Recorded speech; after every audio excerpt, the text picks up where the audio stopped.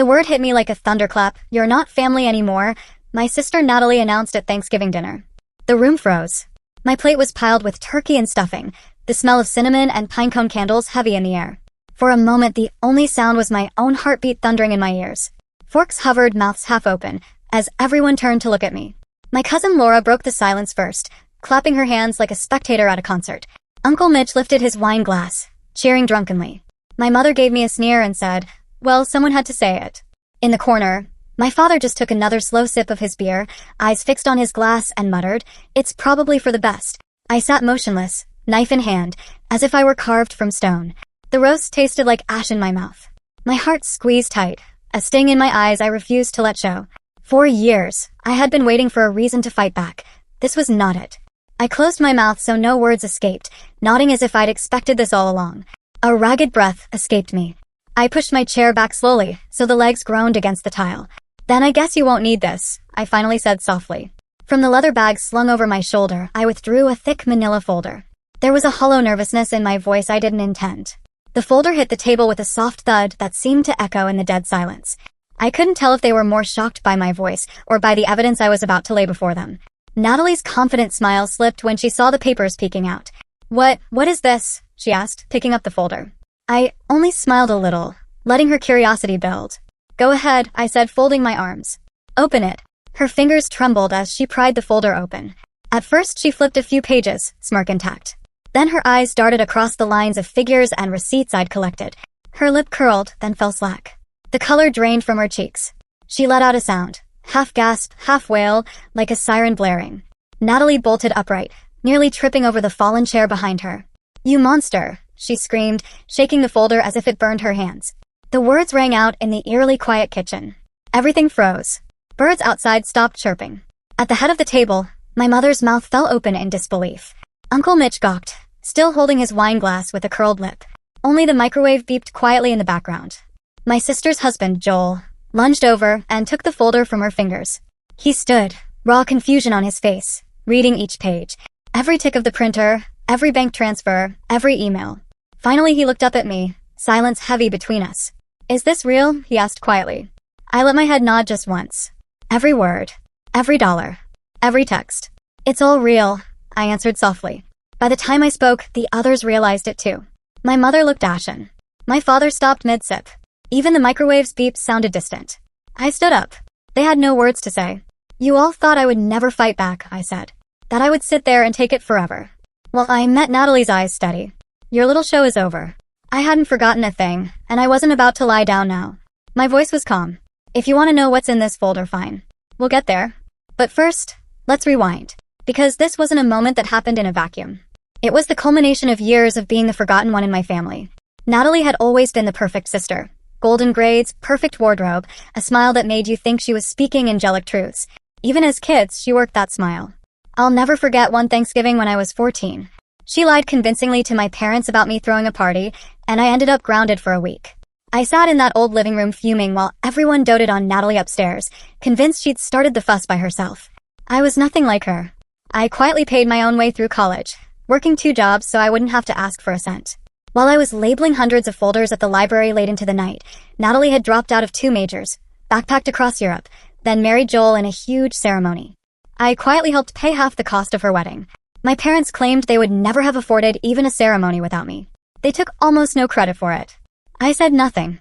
Afterward, there was a toast at the reception. Uncle Mitch raised his glass. "To the man who paid for it," he joked.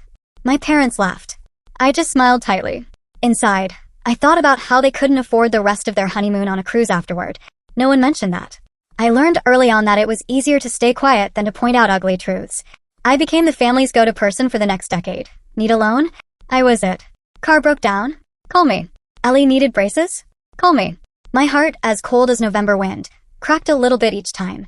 I thought I did it out of love, because they were my family. But I was tired of being taken for granted. It started with small barbs at holidays. "Nice of you to bring the wine, since you don't have kids to worry about," they'd say. It stung, but I'd brush it off. After all, I did have something to worry about. My dog at home wagging his tail. But the jokes became sharper. "Maybe that's why you're still alone," someone once said when I mentioned I had to work late, cold and all. I forced a laugh, but inside I wished I could punch them. No one saw the tears behind my eyes. In the meantime, every crisis fell into my lap. Joel lost his job? It's just a small loan. Natalie texted me at midnight, desperation in her emojis. Of course I said yes. Her car broke down in an upscale neighborhood? You make 6 figures, right? 2,000. Mom reminded me over dinner one night. I pulled out my phone and paid it immediately. Laura needed tuition money, and I covered it without question. Dad's credit card debt? Gone in one fell swoop. I gave without counting the cost. I remember sitting in my apartment one night, opening my laptop. My dog slept on the rug by my desk as I downloaded every bank statement, every PayPal receipt. There were line items for dental surgery, $1,500, a family emergency marked with a flight to Cabo for $1,500, holidays marked as contributions, $2,000 here, $3,000 there. It was surreal watching the numbers tick up. When I finished printing everything, I closed my eyes and leaned back. Every plea for help, every thankless thank you, was laid out in those pages. I had kept every message where Natalie complained I was so cold or a cash cow. I had the email where Mom asked again for money. It was all there. They thought I was dumb, but I'd saved it all. A few days before Thanksgiving, I did something I never imagined. I met with our family's lawyer and signed the papers. In a small office with certificates on the wall, I watched as she stamped the documents. Power of attorney revoked. Medical proxy revoked. Emergency contact removed. 1 hour, a simple signature, and I was no longer theirs on any legal paper. I felt a weird thrill watching the ink dry. Now it was truly over. I closed the door gently behind me and stepped into the crisp November night. The air felt icy and sharp against my face, but it was a good pain, something real and grounding. I paused on the porch for a moment, taking it all in. The dark silhouettes of the trees against the faint glow of the moon, the distant hum of late-night traffic. With every step down the sidewalk, I felt the tension in my shoulders unwind just a little. I didn't even go home. I drove silently along back roads until I reached the quiet lake where Dad used to take me fishing. I parked under a weeping willow tree, its branches dripping into the dark water. I turned off the engine and sat for a long while listening. There were only the sounds of the night, wind through the trees, crickets chirping, the slow lapping of water against the shore. Finally, I realized I was crying. Not loudly, not sobbing, but silently. It felt like I was shedding years of fear. The cold air on my cheeks was mixed with salt. My dog, who had jumped into the front seat, licked my hand as if to say he knew it was all going to be okay. Eventually, I started the car and drove home under the star-speckled sky. When I arrived, I gave the front door key to the dog and fell onto the couch in the living room. I made a pot of herbal tea, a ritual I'd started to soothe myself, and just sat there listening to the house settle. There were no angry messages on my phone, no dishes piled in the sink. For once, there was peace. The next morning, birds were singing outside my window. I woke naturally, not jolted by an alarm or a text message. I realized I hadn't even checked my phone. I made myself a breakfast I actually enjoyed and went for a run. After all those years of always doing what I was supposed to do, it felt strange and wonderful to do something solely for myself. I started sleeping better, something I hadn't done since I was a kid. There were no dreams of being yelled at, no anxious what if panic attacks waking me up. I just woke up feeling rested. It was a relief I hadn't realized I needed so badly. On the 3rd day after Thanksgiving, the storm finally broke. My phone vibrated nonstop. I silenced it. When I saw it was multiple voicemails from Mom, I didn't listen immediately. My inbox was flooded with texts from Natalie and Joel. I could only bring myself to read one line: Joel's filing for divorce. That was from Natalie. My dad's message just said, "You went too far." Inside me, something shuddered and then strengthened. I wasn't scared. I wasn't even upset. I realized that I wasn't going to cave or apologize. Not again. They could criticize me, threaten me, call me names. None of it carried the weight it used to. I remembered all the times I felt anxious just waiting for that tone of voice or a weird text from them. Those days were gone. I could hear the difference between guilt trips and emergencies now. I didn't answer any of their calls or texts. Instead, I finally listened to that voicemail from my mother.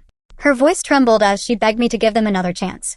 How she kept calling me sweetie, even after everything she'd said to hurt me. My eyes burned and I listened to the last beat before her message cut off.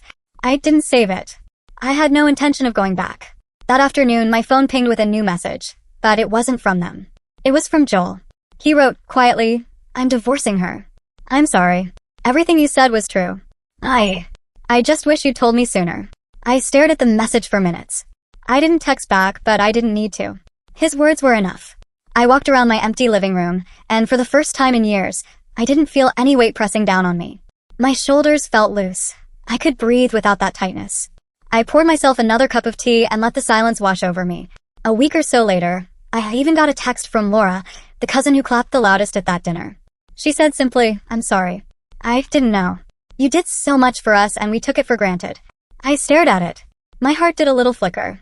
But it was fine. I read it, felt a warmth, then put the phone away. It wasn't about winning or her feeling guilty anymore. I had done what I needed to do. In the days that followed, I took care of things I'd neglected for too long.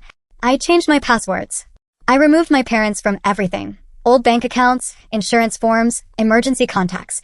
I signed my new city lease, packed up a few boxes, and mailed them to the address I had chosen in a place I'd never called home before. It was exhilarating. My dog had the time of his life. I think he sensed I was happier too. We went to the park in the afternoons where no one was shouting at me to come bail them out of trouble. We walked on trails lit by late fall sun, and he bounced around like we were both on vacation. When I got lonely, I'd call a friend. Not the ones from my past who owed me money or owed me trouble. Real friends who said, "You're okay, I'm here." Thanksgiving rolled around again. For the first time ever, I ate turkey in my small apartment alone. I lit a couple of candles, fed my dog extra treats, and even allowed myself to watch a little football game. No one around me to share a punchline or a guilt trip. It was tranquil, even nostalgic. I thought about what we used to do that day, awkward small talk, forced smiles, and I felt none of the dread. Instead, I felt peaceful. Winter settled in, and I took small comfort in new rituals. I bought a tiny Christmas tree at the corner market, the one I'd always drive past but never had a place to put up.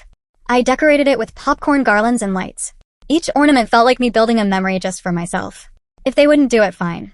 I could have my own holiday spirit without their barbs. I kept going to the therapist I'd started seeing.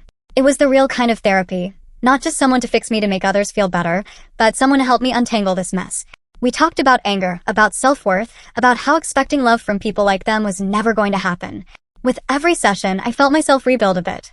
It was slow work, but I started believing that I was allowed to be happy without feeling guilty for it. My friends in the new city started calling me the brave one, and I never corrected them. I think I proved they were right. Sometimes, late at night, I do catch myself listening to a voice in my head saying, "Did I really do the right thing?" And I know the answer, yes. With no shadow of doubt. Now, when I wake up to the quiet of my apartment and make fresh coffee, I don't have to brace myself. There's no phone call ringing with bad news or demands. I stand at my window and watch the sunrise on a city that doesn't know me, and it looks exactly like how I feel, hopeful. For once, the silence isn't empty or terrifying. It's mine.